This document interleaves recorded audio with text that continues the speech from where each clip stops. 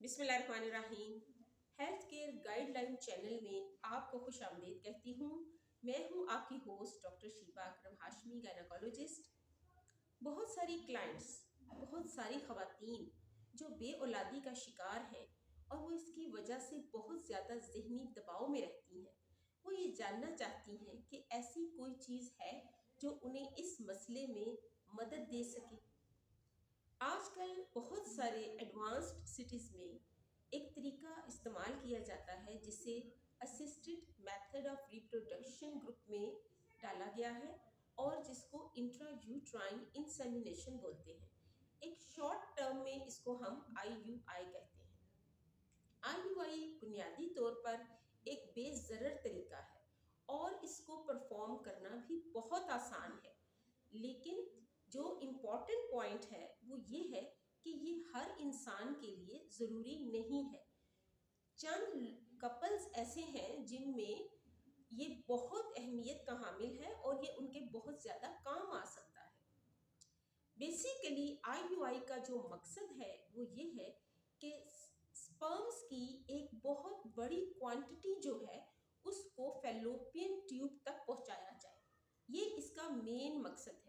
एक बड़ी मिकदार में स्पर्म्स को फैलोपियन ट्यूब तक पहुंचाया जाए ताकि उनमें से कोई एक स्पर्म जो है वो ओवम को फर्टिलाइज कर सके और उससे प्रेगनेंसी हो सके। ये IUI का बेसिक मकसद है और ये उन्हीं लोगों को फ़ायदा देता है जिन लोगों में स्पर्म्स जो हैं वो एग तक नहीं पहुंच सकते। इसमें ये भी जानना ज़रूरी है कि आखिर स्पर्म का वो मिनिमम काउंट कौन सा होना चाहिए जिस नंबर पे आके हम IUI को परफॉर्म कर सकते हैं।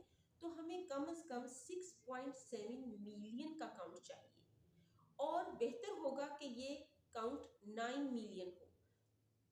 इससे कम पे IUI के चांसेस इतने ब्राइट नहीं रहते। इसी तरह से एक चीज़ ज़रूरी ये भी है कि हम इसको ये भी जान लें कि ये कितने मिल्स में हमें जो सीमन की अमाउंट है वो चाहिए होगी। तो कम से कम 0.2 से 0.5 मिल्स तक सीमन की क्वांटिटी आपको चाहिए होगी। अब इस तरीके की थोड़ी डिटेल डिस्कस कर लेते हैं। इसकी डिटेल यूँ है कि सबसे पहले जो खातून है, पहले तो सबसे पहले हमने कपल को जानना है कि किस कपल में इसकी ज़रूरत है और किस में इसकी ज़रूरत नहीं है। कोई भी ऐसा कपल जिसकी एज जो है वो 35 ईयर्स से कम है या 35 ईयर्स तक है और 1 साल नॉर्मल लाइफस्टाइल के बावजूद भी उनको औलाद नहीं मिली है, उनके कोई बेबी नहीं मिला है, तो उनको हम ये कह सकते हैं कि हम उनमें ये कोई भी असिस्टेड मेथड ऑफ रिप्रोडक्शन जो है वो यूज़ कर सकते हैं, IUI भी यूज़ कर सकते हैं। लेकिन कुछ कपल्स ऐसे हैं जिनकी एज 35 ईयर से ज़्यादा है और उनकी शादी को 6 मंथ हो चुके हैं लेकिन उनको कोई सक्सेस नहीं है।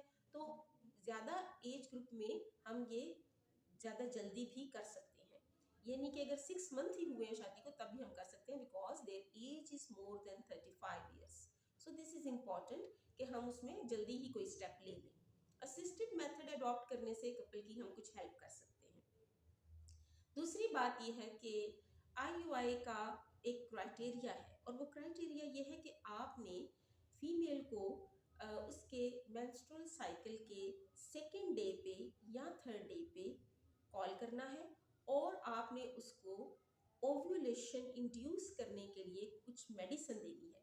ये मेडिसिन आप उसको सिंगल मेडिसिन भी दे सकते हैं और कॉम्बिनेशन में भी दे सकते हैं। कॉम्बिनेशन में देने से ज़्यादा फ़ायदा मिलता है। तो आप ओव्यूलेशन को इंड्यूस करेंगे, उसके बाद आप पेशेंट को मिड साइकिल में बुला के तो फिर आप ओव्यूलेशन को कंफर्म करेंगे। कुछ टेस्ट भी किए जाते हैं, जैसे इसमें इंट्रायूट्राइन जो है चीज़ों को देखने के लिए और उसके यूट्रस की कंडीशन को, उसके एंडोमेट्रियल थिकनेस को देखना ज़रूरी है। तो विजाइनल स्कैन बहुत हेल्पफुल होता है। एक तो वो एंडोमेट्रियल थिकनेस का आइडिया भी बहुत अच्छा मिल जाता है। दूसरा मोस्ट इम्पॉर्टेंट चीज़ उसमें ये है कि आपने उसमें जो देखना है कि जो फॉलिकल है ओवरी का उसकी ग्रोथ कितनी हो रही है और ओवम की जो मैच्योरेशन है उसको आपने असेस करना है। इसके अलावा हार्मोनल स्टडी भी आप हम देखते हैं। ये सारी चीज़ें देखने के बाद ओव्यूलेशन टेस्ट भी किया जाता है, प्रोजेस्टेरॉन लेवल को भी असेस किया जाता है।